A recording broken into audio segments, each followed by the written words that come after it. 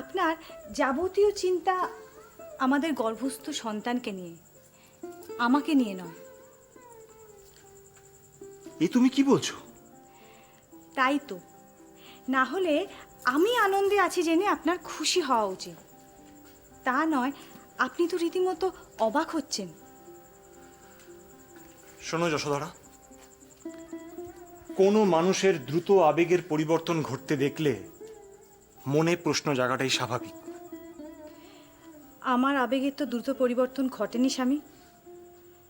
আমি রাজবতীর জন্য এখনো দুঃখিত, কিন্তু কালকে আমার স্বাদ, তাই আমি উৎসাহিত বোধ করছি।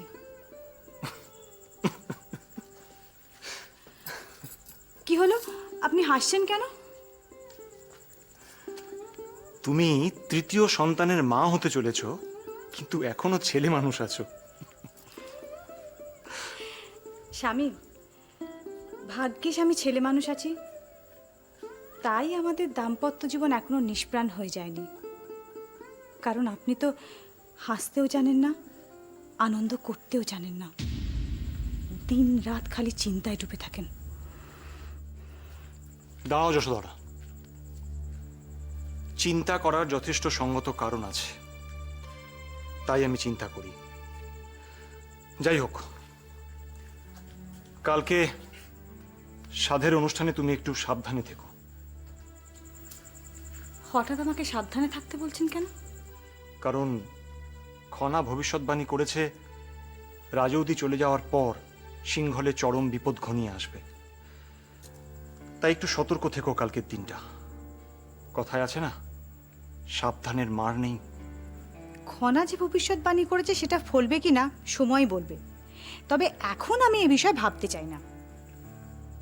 আগে থেকে সতর্ক থাকতে ক্ষতিটা কোথায় যশোধরা? স্বামী, আমি কোনোদিন আপনার কোনো বিষয় হস্তক্ষেপ করিনি, কোনোদিন বাধা দিইনি, পরামর্শও দিতে আসিনি। তাই আমিও চাইবো যে আপনি কোনোদিন আমার কোনো বিষয় পরামর্শ দেবেন না। তোমার সঙ্গে কথা বলাই অর্থহীন। সেটা হওয়াই তো স্বাভাবিক স্বামী, কেননা আপনি আমায় কোনোদিন বোঝেননি, বোঝার চেষ্টাও করেননি। অবশ্য বুঝতে গেলে তো সময়ের প্রয়োজন, সেই সময়টুকু আপনার কাছে কোনো দিনই ছিল না। আপনি সব সময় খালি চিন্তা করে গেছেন দেশের জন্য, দশের জন্য, আর রাজ পরিবারের জন্য। জানেন, মাঝে মাঝে আমার মনে হয় আপনি বোধহয় আমাকে ভালোবাসেন না, আপনার জীবনে বোধহয় আমার কোনো গুরুত্ব নেই। যশোধরা, প্রকাশ করি না মানে এই নয় যে আমি তোমাকে ভালোবাসি না বা আমার জীবনে তোমার গুরুত্ব নেই। তুমি আমাকে ভুল বুঝছো যশোধরা, আর তোমার এই ভুল ভাবনা তোমাকে যেমন কষ্ট দিচ্ছে, আমাকেও কষ্ট দিচ্ছে।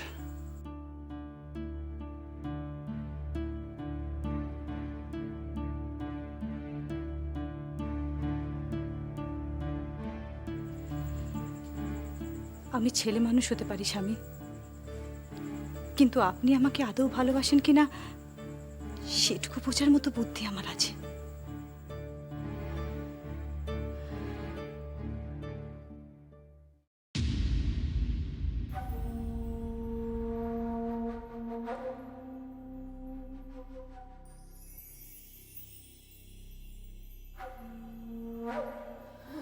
মাসুমা, আপনাকে এখানে আসার অনুমতি কে দিল? কি হয়েছে? হ্যাঁ, বলুন কি হয়েছে, বলুন কি হয়েছে। দিদির কিছু হয়েছে কি? মাসুমা চুপ করে থাকবেন, আপনি বলুন কি হয়েছে। ত্রিজটা, দিদির কি হয়েছে? মহানামা ত্রিজটায় প্রাসাদ ছেড়ে চলে গেছে।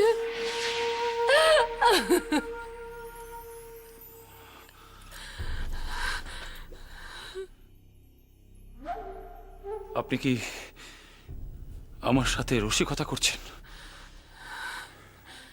না মহানামা, ত্রিজটা সত্যি আমাদের ছেড়ে চলে গেছে। দিদি চলে গেল কেন? সে কোথায় চলে গেছে মাসুমা?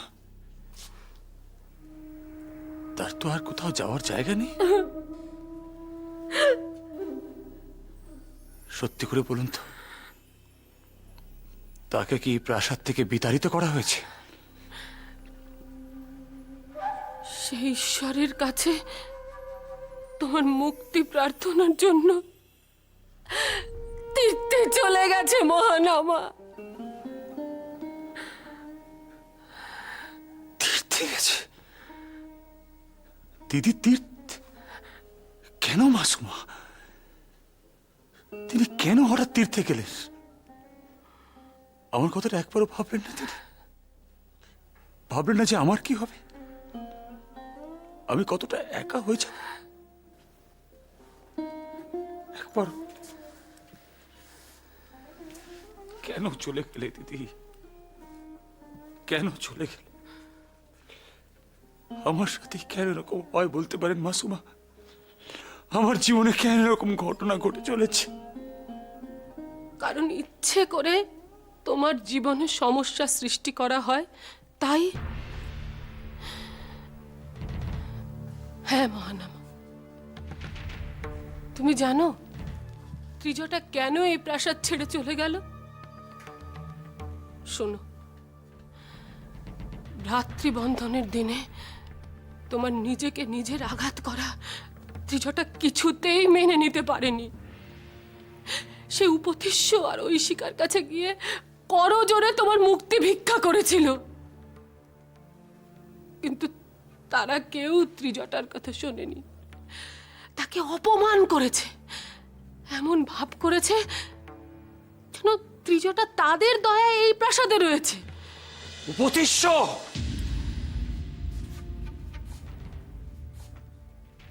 ভাবো তো মহানামা, ত্রিজটা এই প্রাসাদের রাজকুমারী, প্রাক্তন মহারাজের প্রথম সন্তান। সে এই প্রাসাদের অন্যতম জ্যেষ্ঠা। তার এই পরিণতি তুমি কখনো ভাবতে পেরেছো মহানামা? সে নিজেও ভাবতে পারেনি।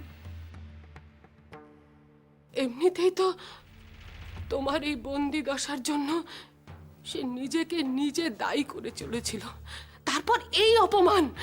সে ঈশ্বরের কাছে না গিয়ে আর কি করতে পারে বলো তো? কিন্তু একবার তো আমাকে বলে যেতে পারতো, জানাতে পারতো।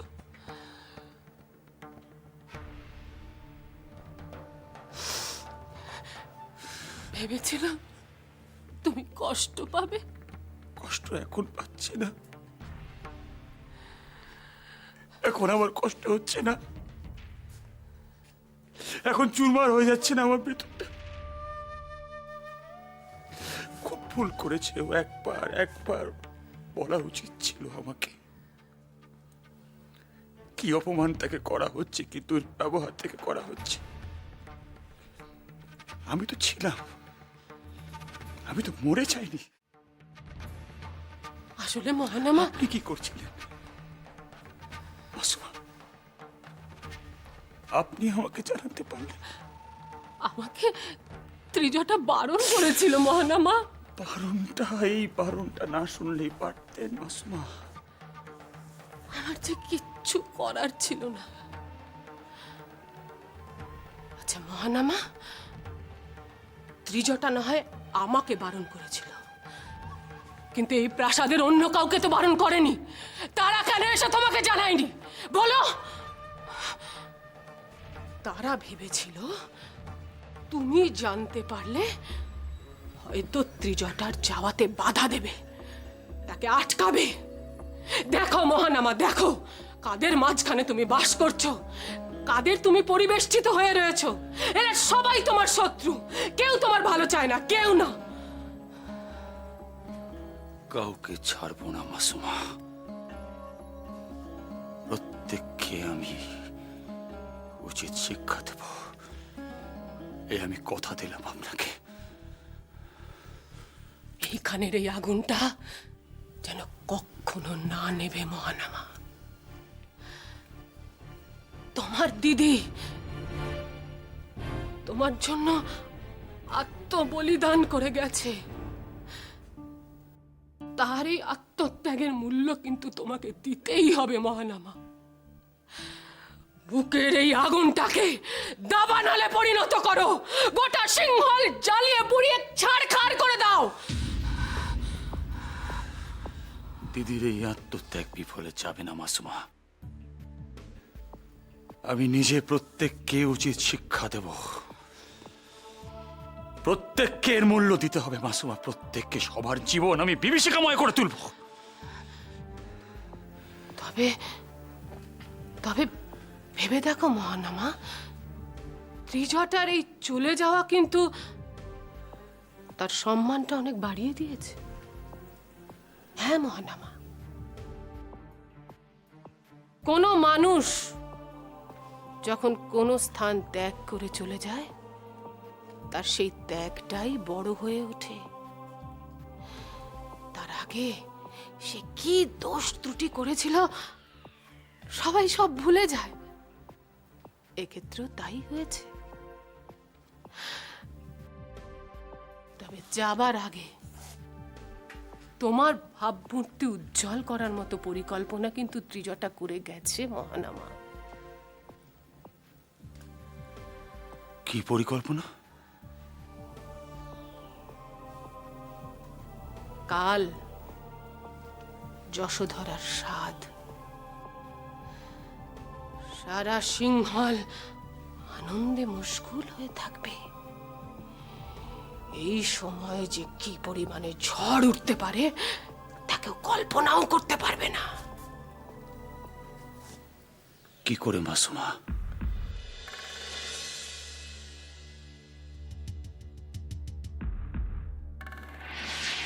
শোনো মহানামা,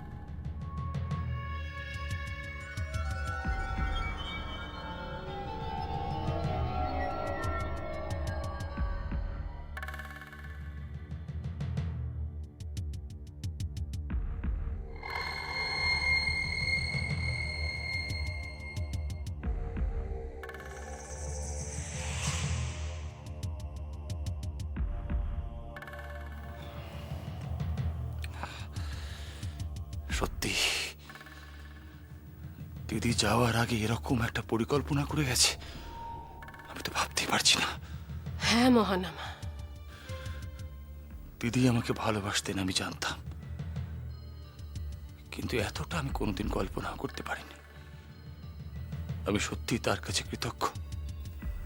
যদি সত্যিই কৃতজ্ঞ হও মহানামা, তাহলে উদ্দেশ্য সাধনের জন্য ঝাঁপিয়ে পড়ো। এ প্রাসাদের সবাইকে বুঝিয়ে দাও যে ত্রিজটা ছাড়া তুমি কত অসহায়। তাকে ছেড়ে তুমি একরকম বাঁচতেই পারবে না। কিন্তু তাতে লাভ? লাভ? সবার মনে তোমার জন্য সমবেদনার সৃষ্টি হবে মহানামা, যা তোমাকে মুক্তি লাভে সাহায্য করবে। উপতিষ্য বুঝতে পারবে ত্রিজটার সাথে সে কি দুর্ব্যবহার করেছে। আর বুঝতে যদি নাও পারে, তার মনে কিন্তু প্রশ্ন উঠবে। আর মনে প্রশ্ন নিয়ে কেউ সুস্থিরভাবে বাঁচতে পারে না, কেউ না।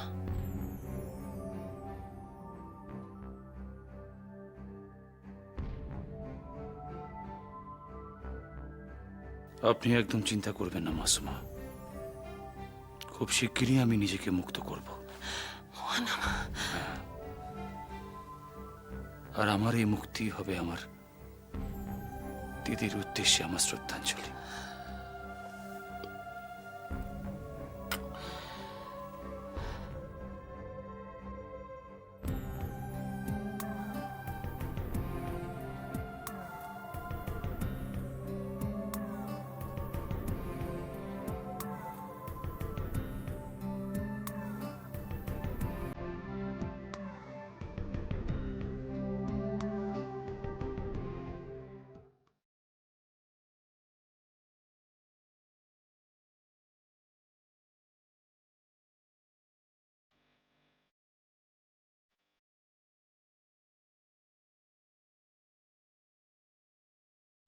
কি হলো, বসে বলে যে?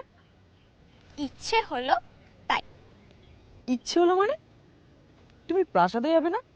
এখন না, পরে যাব।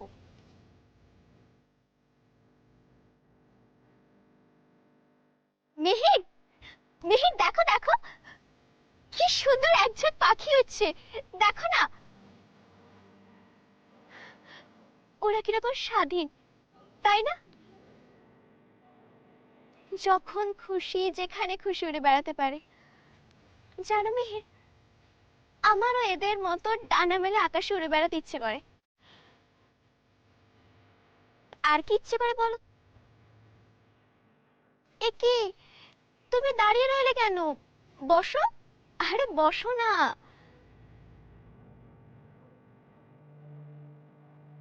আর আমার ইচ্ছে করে উঠতে উঠতে। খনা, তুমি প্রাসাদে ফিরবে না? মিহির, তুমি তো খুব বেরসিক দেখছি। কি সুন্দর হাওয়া দিচ্ছে, পাখি উঠছে, সেগুলো উপভোগ করবে। তা নয় সে কখন থেকে একই কথা বলে চলেছে। দেখ,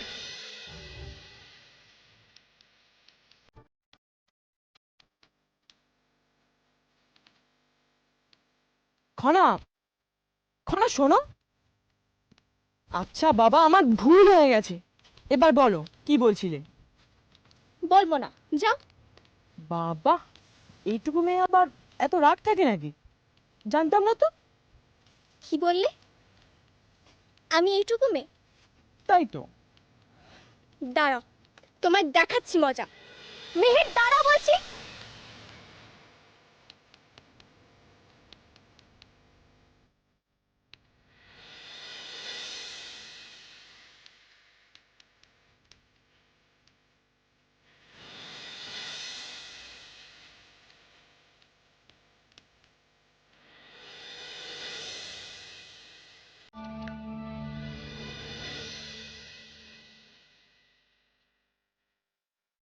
এইবার বলো, কোথায় পালাবে তুমি এবার? কি হলো, চুপ করে কি ভাবছো? ভাবছি অনেকদিন পর তোমার মন থেকে আনন্দ দেখতে পেলাম। এসবই তোমার জন্য মিহির।